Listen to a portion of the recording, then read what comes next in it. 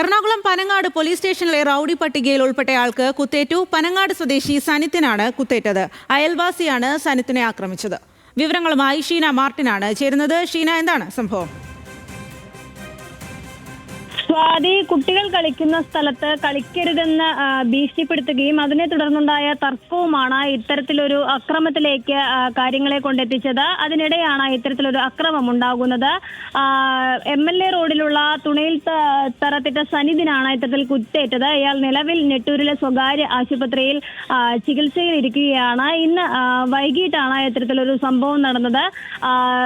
തീർച്ചയായും ഇത്തരത്തിൽ ഒരു കളിസ്ഥലം അല്ലെങ്കിൽ ആ കളിസ്ഥലത്ത് കളിക്കുന്നതിനെ ചൊല്ലിയുള്ള ഒരു തർക്കമാണ് ഇത്തരത്തിലൊരു അക്രമത്തിന് പ്രകോപിപ്പിച്ചത് എന്നാണ് അറിയാൻ സാധിക്കുന്ന വിവരം. നിലവിൽ ഇയാളുടെ അവസ്ഥ ഗുരുതരമായി തന്നെ തുടരുകയാണ്. കുത്തേറ്റ ഇയാളുടെ അവസ്ഥ ഗുരുതരമായി തന്നെ തുടരുകയാണ്. സ്വാതി.